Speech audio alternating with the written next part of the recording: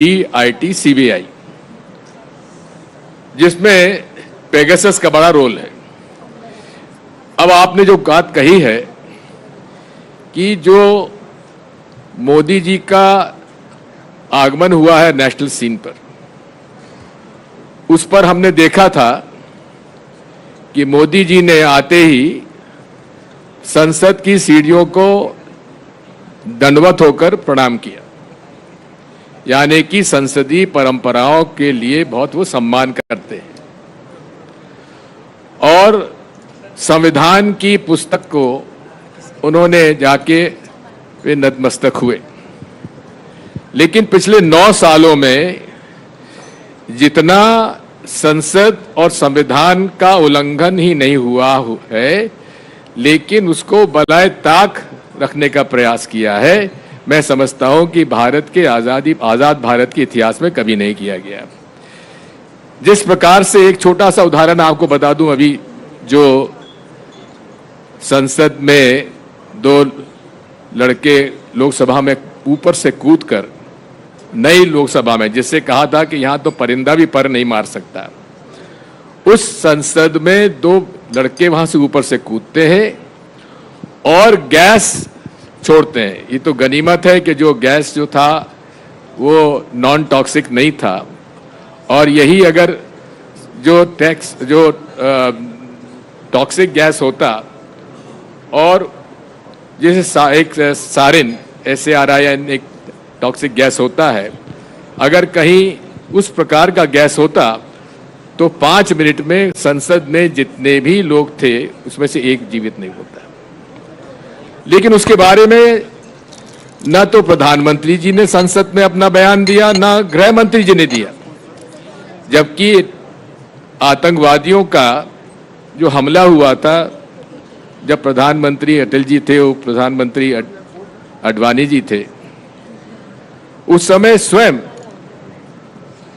आडवाणी जी ने भी बयान दिया था और अटल जी ने भी दिया था, और पूरे विपक्ष ने, पूरे सदन ने उनका समर्थन किया था। और उस संकट की घड़ी में हम सब लोग एक हैं, इस बात का हमने एक पूरे देश को हमने बता भी दिया।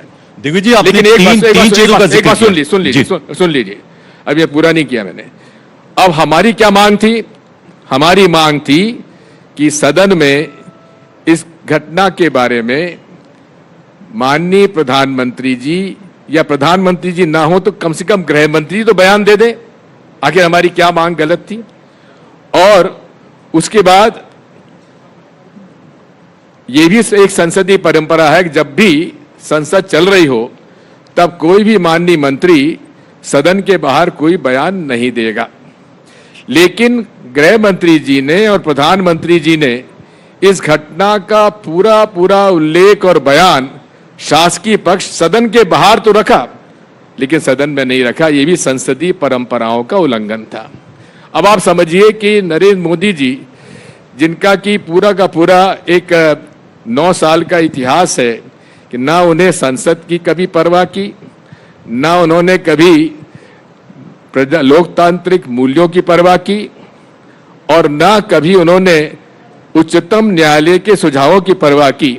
दिग्विजय तो आप जी, समझ देखिए, सकते हैं कि कितने आपने 2 मुद्दे और उठाए। ईवीएम जो है वो ईवीएम ठीक हो जाता है जब हिमाचल में आप लोग चुनाव जीतते हैं, छत्तीसगढ़ में जिस तरह से, अब कर्नाटक में जिस तरह से आप चुनाव जीतते हैं, तेलंगाना में जिस तरह से चुनाव जीतते हैं, तब ईवीएम ठीक हो जाता है। देखिए, बात यह है, मैं इस बारे में नतीजों पे नहीं जाना चाहता। मैं एक बात कहता हूं, ये मेरा संवैधानिक अधिकार है और हर देश के नागरिक और वोटर का अधिकार है कि जहां वो चाहे वहां वोट जाए और वो उसके हाथ में पहुंचकर अपना वोट देखकर रजिस्टर करे। रजिस्टर करने के बाद उसकी गिनती पूरी हो। लेकिन हम उसके 7 सेकंड का विजुअल से संतुष्ट नहीं है, क्योंकि आजकल आप समझ सकते हैं जो पूरा आज सॉफ्टवेयर है, पूरे देश में जो कंप्यूटर साइंस ने जो प्रोग्रेस किया है, उसमें ऑपरेटर का आदेश नहीं मानेगा, वो सॉफ्टवेयर का आदेश मानेगा। अब सॉफ्टवेयर वीवीपैट में कौन सा है क्या ये जानकारी हमें होना आवश्यक नहीं है? ठीक है, अब जरा जवाब ले लेते हैं मुख्तार अब्बास नकवी साहब। देखिए, दोनों मुद्दे इन्होंने उठा दिए। एक तो संसद की सुरक्षा का कि प्रधानमंत्री गृह मंत्री ने संसद के अंदर जवाब नहीं दिया, और दूसरा मुद्दा ईवीएम का इन्होंने उठाया। मैं इस पे तो बहुत शॉर्ट में जवाब दूंगा। मेरी समझ से शायद 2013 या 12 की बात होगी, जिस वक्त की सभी पार्टियों ने, कांग्रेस पार्टी ने भी उसमें वीवीपैट की बात की थी चुनाव आयोग से। और कांग्रेस पार्टी की तरफ मैं, प्रमोद महाजन जी, मैं खुद अपनी पार्टी की तरफ से और कांग्रेस पार्टी की तरफ से प्रणव दा और हंसराज भारद्वाज जी ये गए थे। सबने एक स्वर से कहा कि ईवीएम में और पारदर्शिता लाने के लिए वीवीपैट की व्यवस्था होना ज़रूरी है। उसके बाद उन्होंने उसका डेमो वगैरह भी किया, सभी पार्टियों ने गए, मॉक वोटिंग हुई, उसमें भी देखा किसी तरह का कोई वो नहीं मिला। मैं उस पर बहुत ज़्यादा डिटेल में, क्योंकि दिग्विजय भाई साहब ने जो है बहुत टेक्निकल उसके पहलू बताए हैं, लेकिन मैं इतना कहना चाहता हूँ, ये देश डेमोक्रेटिक कंट्री है। आप जो है वो डिफीट के डिप्रेशन और हार के हैंगओवर से बाहर निकलिए। जब तक आप डिफीट के डिप्रेशन और हार के हैंगओवर में रहेंगे, तब तक आप कभी ईवीएम के सिर पे ठीकरा फोड़ते रहेंगे, कभी जनता के सिर पे फोड़ते रहेंगे, कभी जो है वो चुनाव के सिर पे फोड़ते रहेंगे, कभी कहेंगे कि जो है देश की डेमोक्रेसी जो है वो खतरे में हो गई। आपको लगता है कि जो बार बार परिवार तंत्र की पराजय हो रही है वो प्रजातंत्र की पराजय है। आपको बार बार लगता है कि डायनेस्टी जो है वो उसकी डिफीट हो रही है, तो उसका जो है वो डर जो है वो देश में है। वो नहीं है भैया, आप उस डिफॉल्टेड डिक्शनरी से बाहर आइए। डायनेस्टी डेमोक्रेसी नहीं हो सकती, और जो है वो डर जो है वो कभी भरोसा डर नहीं बन सकता है। इसलिए आज भरोसे का माहौल है, आज डेमोक्रेटिक माहौल है, और उस माहौल से देश आगे बढ़ रहा है। जहां तक दूसरा मुद्दा उठाया संसद नरेंद्र मोदी जी का सवाल है, उनकी तपस्या की ताकत और परिश्रम के परिणाम का मुकाबला आप नहीं कर पा रहे हैं। आप जो है वो हर दिन एक नए फेक फैब्रिकेटेड किस्से कहानियां और हिट एंड रन के साथ आते हैं, और उसके बाद उड़नछू हो जाते हैं। इन 10 सालों में कोई ऐसा महीना, कोई ऐसा दिन नहीं गया होगा जिस दिन की कांग्रेस पार्टी ने नरेंद्र मोदी जी के पर्सनल उनके ऊपर अटैक किया, उनकी छवि को खराब करने की कोशिश की। लेकिन नरेंद्र मोदी जी की धाक और भारत की धमक दिन दूना रात चौगुनी बढ़ी, और नरेंद्र मोदी जी की धाक और भारत की धमक को धूमिल करने की धूर्तापूर्ण धुन में कांग्रेस धूल दूसरित हो गई। राम मंदिर का जो बात अगर हम देखें, भव्य राम मंदिर का निर्माण हो गया। कांग्रेस तो ये भी कहती थी, अच्छा हाँ, संसद की सुरक्षा का जवाब दे दीजिए। वो जो देखिए, संसद की सुरक्षा, संसद जो है वो चाहे वो हम हो, चाहे आप हो, चाहे संसद के अंदर बैठे हो लोग या संसद के बाहर, वो संसद जो है वो लोकतंत्र का मंदिर है। और उस लोकतंत्र के मंदिर में जो है वो इस तरह की जो घटनाएं होती हैं उसको स्पीकर साहब ने संज्ञान लिया, उस पर जो कुछ कार्रवाई है वो की। लेकिन आप उस संसद को किस तरह से आप व्यवहार कर रहे हैं? आप संसद का उद्घाटन होगा तो आप बहिष्कार कर देंगे, संसद की कार्रवाई होगी तो आप बाहर निकल जाएंगे। गृह मंत्री जी अगर कोई बयान दे रहे होंगे तो आप उसको सुनने के बजाय जो है शोर मचाएंगे। तो हिट एंड रन जो आपका पूरा एक शुरू से रहा है वो ठीक नहीं है। दिग्विजय जी, क्या ये स्ट्रैटेजी है कांग्रेस की बाहर निकलने की पार्लियामेंट से जब भी सदन चल रहे हो? एक बात समझ लीजिए नकवी भाई, आप दिग्विजय सिंह को खूब जानते हैं। दिग्विजय सिंह को कभी डिप्रेशन नहीं हुआ और ना कभी होगा। कांग्रेस पार्टी की बात यह है, और कांग्रेस वो पार्टी है जिसकी लगभग 125 साल से ज्यादा बड़ी, 150 साल से ज्यादा हमारा इतिहास है। आजादी की लड़ाई लड़ी, और हम तब डिप्रेशन में नहीं गए तो आज डिप्रेशन में काहे को जाएंगे। एक दूसरी बात यह है कि इन्होंने मेरे उसका उत्तर नहीं दिया। क्या ये संसदीय परंपरा नहीं है? क्या ये जवाबदारी और जिम्मेदारी गृह मंत्री जी और प्रधानमंत्री जी की नहीं थी कि वो इतनी गंभीर घटना के बारे में संसद में अपना बयान दें? हम उनका समर्थन करते, लेकिन डरते क्यों हैं? बात यह है, इनका जो इतिहास है वो डिवाइड एंड रूल का रहा है। आप 1925 में गठन हुआ आरएसएस का, और 1965 में हुआ विश्व हिंदू परिषद का। 1925 से लेकर 1947 तक कोई इनका योगदान आजादी की लड़ाई में नहीं रहा, और अंग्रेजों की डिवाइड एंड रूल पॉलिसी को अपनाते हुए इन्होंने बंटवारे की राजनीति कर रहे हैं और आज भी कर रहे हैं। मैं तो इस बात को कहता हूं कि नकवी भाई की मजबूरी मैं जानता हूं। इनको जो कागज में लिख के दिया होगा उसको ही वो पूरा दोहराएंगे। नहीं, इस गलतफहमी में मत रहिए। सामने आप देख हम जो है वो परिवार के पालने में पैदा हुई पार्टी के कार्यकर्ता नहीं है। माफ करिए, आप जो है वो परिवार के पालने से पर्ची लेके आते हैं। देखिए मेरा परिवार वो है जिसने कि 1857 में अंग्रेजों का साथ नहीं दिया, जिसने मेरे पिता 1940 से कांग्रेस के सदस्य थे और 41 में मेरे घर पे सारे मंदिरों में दलितों का अछूत तो तत्कालीन उस समय के गांधी जी के अनुयायी के रूप में उन्होंने मंदिरों में प्रवेश तब करा दिया था। तो मैं उस परिवार से आता हूं। दिग्विजय जी देखिए, वो कहीं भी मुख्तार अब्बास नकवी साहब ने ये नहीं कहा आपके ऊपर पर्सनल अटैक नहीं है, वो कांग्रेस पार्टी की बात कर रहे हैं, कांग्रेस की पार्टी। इन्होंने एक डायनेस्टी बात की है। डायनेस्टी सबकी डायनेस्टी बराबर होती है। क्या सिंधिया जी की डायनेस्टी आपने नहीं मंजूर नहीं करते हैं क्या? आप सुनिए, आप मेनका जी और वरुण जी की डायनेस्टी के बाद आप उसको स्वीकार नहीं करते क्या? बात यह है, इनको जो पढ़ा लिखा दिया जाता है कि डायनेस्टी की बात करिए तो दिग्विजय सिंह चुप हो जाएंगे, कांग्रेसी चुप हो जाएंगे। ना हम चुप कभी हुए ना कभी हैं। लोकतंत्र में डायनेस्टी का प्रश्न उपस्थित नहीं होता है। हाँ, लेकिन ये बात भी है कि जब ट्रेड में, कॉमर्स में, इंडस्ट्री में, हर जगह वकालत में सारे डायनेस्टी के लोग आते हैं तो राजनीति में क्यों ना आएंगे और अधिकार के साथ आएंगे। अच्छा दिग्विजय जी, अब मैं जरा इंडिया गठबंधन की बात कर लेता हूं। देखिए न्याय यात्रा चल रही है राहुल गांधी जी की, लेकिन जहां जहां वो जा रहे हैं, महाराष्ट्र की बात करें तो मिलिंद देवरा जी ने जो है वो पार्टी छोड़ दिया। बंगाल में वैसे ही ममता बनर्जी जो है वो कह चुकी हैं कि हम सारी सीटें जो हैं वो खुद लड़ेंगे। पंजाब की मैं अगर बात करूं तो वहां आम आदमी पार्टी कह रही है। तो कुछ ठीक नहीं चल रहा और मुकाबला नरेंद्र मोदी से है।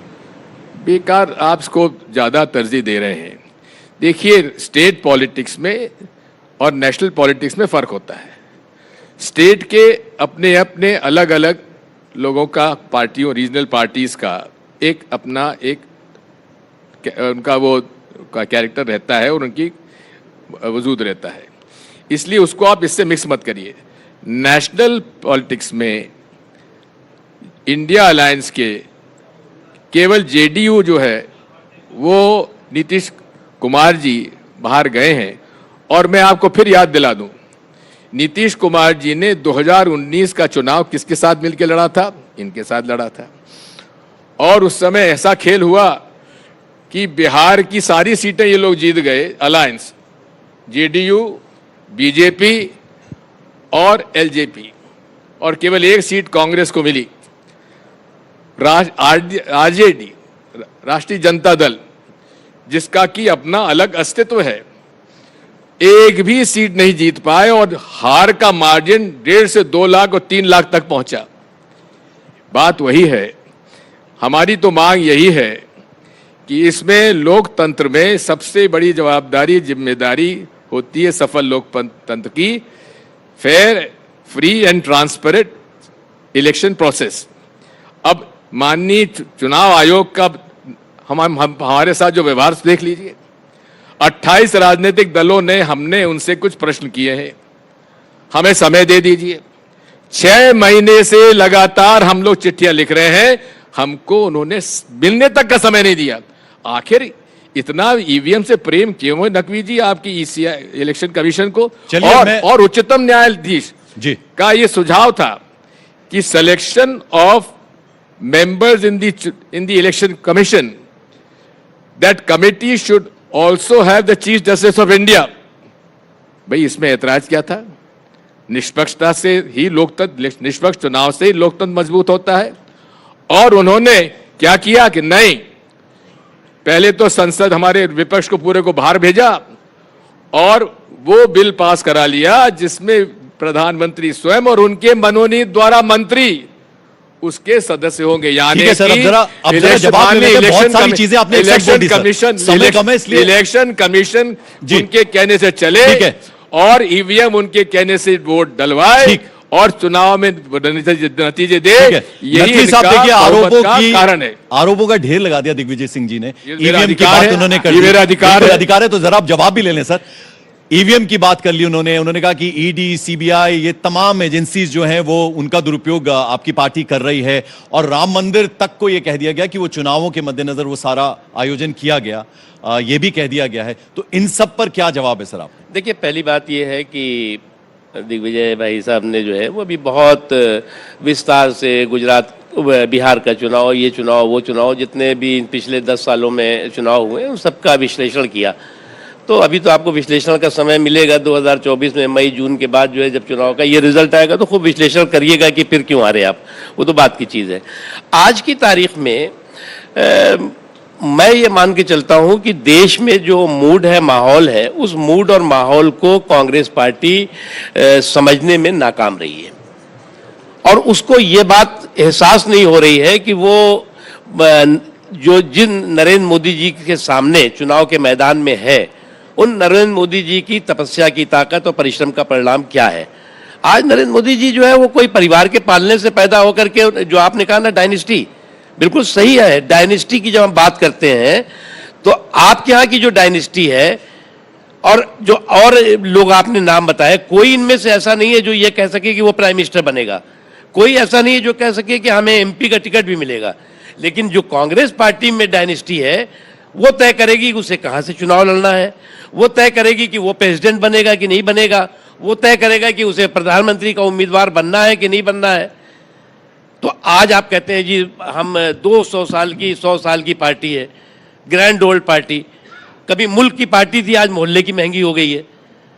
आज जो है वो जिनके साथ आप कहते थे कि जो है वो आवाज तो हम एक है, आज आपको एक सीट देने को तैयार नहीं है। अभी उत्तर प्रदेश में देख रहा था, उत्तर प्रदेश में जो है वो सामंती सुल्तान और समाजवादी टीपू दोनों सीट जो है वो एक सीट, 2 सीट के बंटवारे नहीं हो पा रहे हैं। तो ये चीजें हैं, इस चीजों को आप एक्सेप्ट करिए। आप मोदी बैशिंग करके या मोदी जी को आप जो है वो दुष्प्रचार उनके खिलाफ करके उनको जो है वो गाली दे करके अपना भला नहीं कर सकते।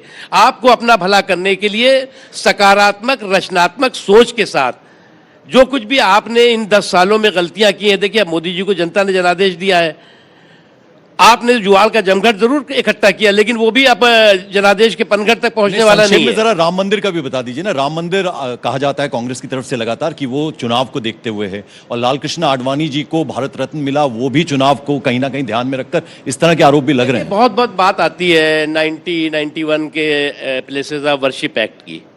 दिग्विजय जी उस समय शायद वहाँ मुख्यमंत्री रहे होंगे, आप पार्लियामेंट में थे। प्लेसेस ऑफ वर्शिप एक्ट, देखिए वर्शिप जो है वो बाई एक्ट नहीं होती बल्कि बाई फैक्ट होती है।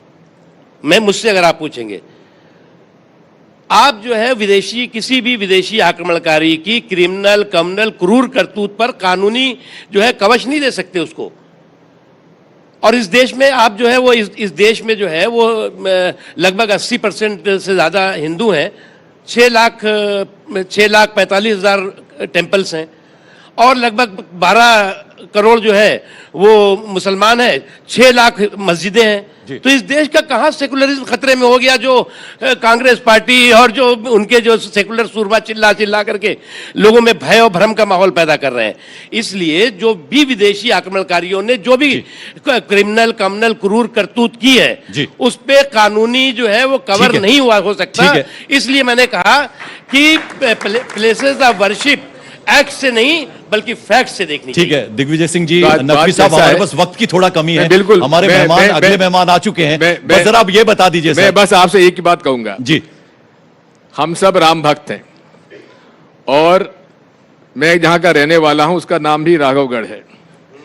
बात यह है कि पूरे देश में संघ, वीएचपी और भाजपा ऐसा माहौल बना रही है जैसे कि राम लला को वे ही कहीं से लेके आए हैं, और इतने आप ताकतवर हैं, राम लला को आप ले आए। अरे भाई, विदेशों से भगौड़े जो यहां से पैसा लेकर गए हैं उनको तो लेके आ जाते हैं। तो एक मिनट, दिग्विजय जी, जो आयोजक थे उन्होंने लेविंग प्लेइंग फील्ड दी थी, जी। आपको भी बुलाया था, लेकिन आप जो है वो बाउंड्री के अंदर के बजाय बाउंड्री के बाहर से बाउंसर कर रहे थे। अब देखिए अब बात बाउंसर ये करते बिल्कुल करते आपका ऐसा पैसा है जा कि रहा है। मोदी जी मेरा का एक सवाल का मुकाबला जवाब जब दे करना दीजिए है तो please. Out of field bouncer एक डालना सवाल का पड़ेगा। जवाब दे दीजिए, 2024 में क्या होने जा रहा है, चुनाव में क्या होने जा रहा है? जो जनता चाहेगी बैलेट पेपर से करा लीजिए, पता पड़ जाएगा। नकवी साहब, 2024 में इनका नारा है मोदी हटाओ, जनता का नारा, जनता का संकल्प है कि मोदी की हैट्रिक बनाओ, मोदी की जीत की हैट्रिक बनाओ, और सबको मालूम है जीत की हैट्रिक बन रही है। चलिए जनता जनार्दन है वो डिसाइड एक करेगी। बहुत बहुत बात शुक्रिया। है प्रशांत जी, ये जो ताली बजाने वाले आपने बीजेपी के लोगों को बुला लिया, कांग्रेसी को नहीं बुलाया आपने। नहीं, ये आप गलत आरोप लगा रहे हैं। देखिए आप अकेले बहुत काफी बहुत हैं। शुक्रिया हमारे साथ चर्चा में जुड़ने के लिए दिग्विजय सिंह जी और मुख्तार अब्बास नकवी साहब, बहुत बहुत शुक्रिया। और इसी को कहते हैं चौपाल की खासियत कि यहाँ पर पक्ष विपक्ष हर किसी को मौका मिलता है। मैं अपने खास मेहमानों से गुजारिश करूंगी कि कुछ पल मंच पर रहे और अनुरोध करूंगी कृपया editor news 18 India, Hindi digital, Jyoti Kamal ji मंच पर आए और हमारे खास मेहमानों को धन्यवाद दें।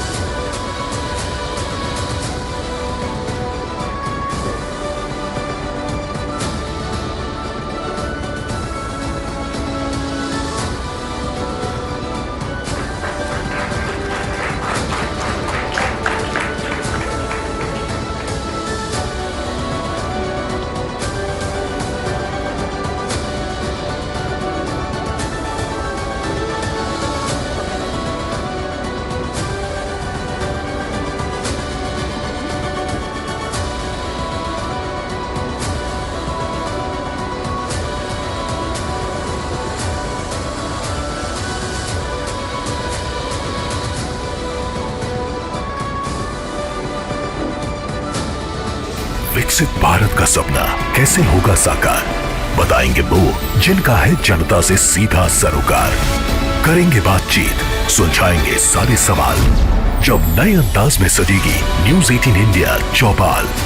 आज दिन भर सिर्फ न्यूज 18 इंडिया पर बात कर सकें। पर अलेक्जेंड्रोस जी, कैसा लग रहा है आपको? नमस्कार नमस्कार। माइक तो ऑन होगा जी, चेक कीजिए। ऑन है माइक? ऑन है? हाँ जी ऑन है। सब बढ़िया? सब बढ़िया, उनसे भी पूछिए, सब बढ़िया। तो आपको भारत आके कितना समय हो गया है? मैं भारत में साल रहता हूँ। हाँ, नो इससे पहले मैं 4 दफे भी आता हूँ, काम के लिए नहीं, काम के लिए नहीं, पर घूमने के लिए घूमने के लिए भारत आते थे। आप उर्दू भी जानते हैं? थोड़ी थोड़ी जनाब आती है। थोड़ी थोड़ी जनाब उर्दू में आती है, क्या बात है। कीमत कम कीजिए। ये बाजारी उर्दू है, कीमत कम कीजिए। बहुत काम की चीज है। अच्छा, बहुत काम की चीज है। अच्छा क्लार्क, आप टॉम मुझे बताइए, ये हिंदी नहीं भोजपुरी भी जानते हैं? का हाल बा? का हाल बा? हम ठीक बानी। हाँ ठीक बानी। तो आप कब भारत में आया, आपने कैसे हिंदी सीख ली? तो हाँ जी, तो लगभग पहले साल पिछले साल अप्रैल में मैं भारत आया। लेकिन तैयारी करने के लिए उसके पहले लगभग 1 साल के लिए ऑस्ट्रेलिया में मैंने हिंदी सीखी। तो लगभग यहाँ इस देश में लगभग 1 साल हुआ। हिंदी टफ है कि मुश्किल? बहुत मुश्किल है। बहुत मुश्किल है। भोजपुरी से ज्यादा मुश्किल है। भोजपुरी से ज्यादा मुश्किल है।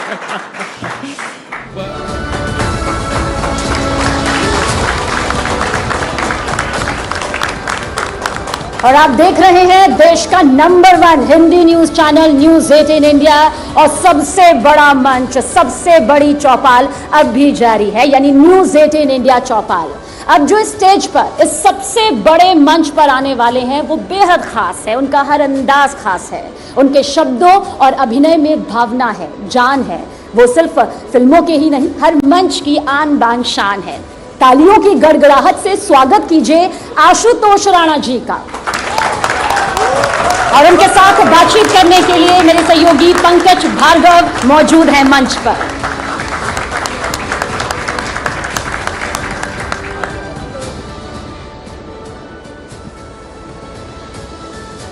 तो हम मंच पे हम स्वागत कर रहे हैं आशुतोष राणा, मेरे बड़े भाई हैं और आज पहली बार वो मौका है कि हम स्टेज पे एक दूसरे से रूबरू हैं। आशुतोष भाई बहुत बहुत स्वागत आपका बहुत बहुत न्यूज़ 18 धन्यवाद। इंडिया की चौपाल पर। मैं आपसे ये जानना चाहूँगा कि हमने आपको राम के बारे में बात करते हुए देखा है, हमेशा राम के बारे में बात करते हुए देखा, और इस बार तो हमारे राम आप लेकर आए हैं जिसका पूरी दुनिया में मंचन होगा, लेकिन इस बार आपने चुना रावण के किरदार को, उसकी खास वजह? उसकी वजह पंकज, मेरा अपना ये मानना है, सबसे पहले तो आपका बहुत बहुत धन्यवाद।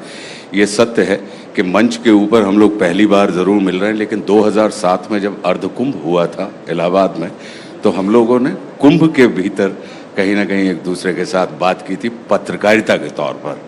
तो वो हमारे स्मरण में अभी भी है, क्योंकि वो वन ऑफ द बेस्ट चर्चा थी हमारे जीवन की।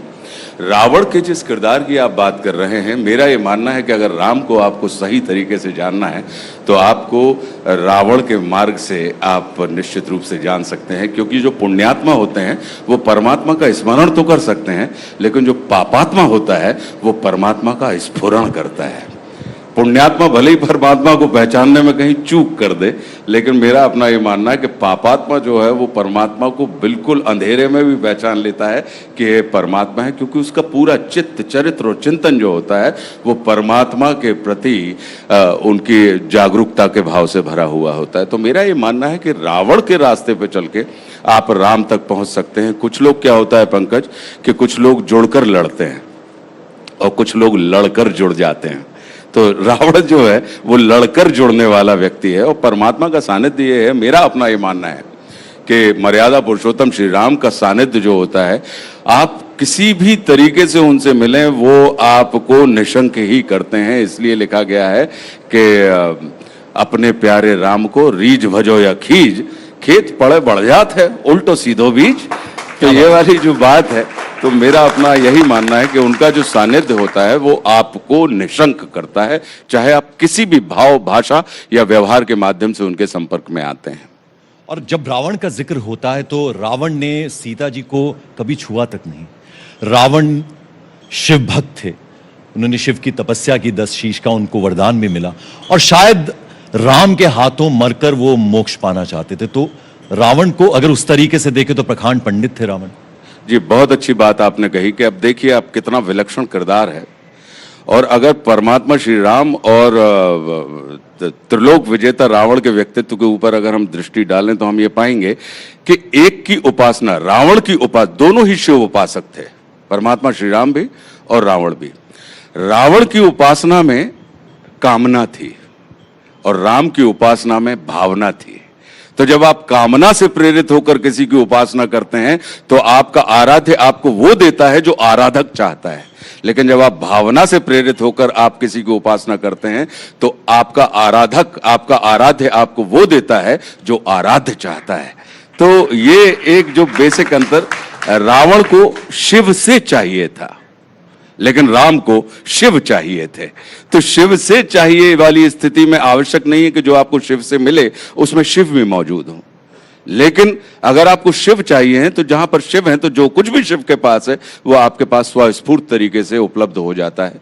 तो अगर उनको देखें, दोनों कमाल के लीडर थे, दोनों की फैन फॉलोइंग थी। अगर उसको आज के तरीके से हम अगर चरितार्थ करने की बात करते हैं कि दोनों के बहुत बड़े प्रबल पक्षधर थे, लेकिन रावण यदि उन्हीं गुणों के साथ हाँ कहना सीख लेता तो वो तिरस्कार का नहीं सत्कार का विषय हो जाते, और राम यदि उन्हीं गुणों के साथ ना कहना सीख लेते कि ना भाई को राज्य दे दो, नहीं देता, एक पत्नी व्रत करो, नहीं करता। रावण से अगर आप ये कह देते कि रावण ऋषियों को मत सताओ, हाँ नहीं सताता, किसी पर स्त्री के ऊपर दृष्टि मत डालो, हाँ नहीं करता। तो जो उनके अंदर अगर हम देखें तो हाँ और ना का एक व्यक्ति जो था, जो इंकार के भाव से भरा हुआ था, जिसे आप रावण का चरित्र कहते हैं, और एक व्यक्ति जो थे जो मर्यादा पुरुषोत्तम है, वो स्वीकार के भाव से भरे हुए थे कि उनके जीवन में जो कुछ भी आया उन्होंने तत्काल उसको स्वीकार करते हुए चले गए। वो प्रतिकूल को अनुकूल बनाने में सिद्ध थे। प्रतिकूल परिस्थितियों को अनुकूल बनाने का काम श्री राम ने किया और रावण के जीवन में कहीं ना कहीं अनुकूल परिस्थितियों को प्रतिकूल में परिवर्तित करने का काम उन्होंने किया। लेकिन यदि देखें कि अगर परम ब्रह्म परमात्मा देवादिदेव महादेव का सानिध्य आपके जीवन में आता है, तो सानिध्य के लिए रावण ने अगर तपस्या की और उसने कहा कि मुझे अमरत्व चाहिए, मुझे अमर होना है, लेकिन सृष्टि का विधान है कि जिसने भी इस प्रकृति में, इस सृष्टि में जन्म लिया है, उसे जाना पड़ेगा। आपको आने और जाने के बीच में रहने की व्यवस्था उन्होंने की है परमात्मा ने। तो अब विधान को तो तोड़ नहीं सकते थे, लेकिन अपना सबसे बड़ा भक्त रावण अगर है तो अब उसको अमृत कैसे प्राप्त करवाया जाए। तो देवादिदेव महादेव ने अपने आराध्य राम के साथ उनको शत्रु के भाव से जोड़ के, तो अब जब तक राम है तब तक रावण की चर्चा आप करते रहेंगे।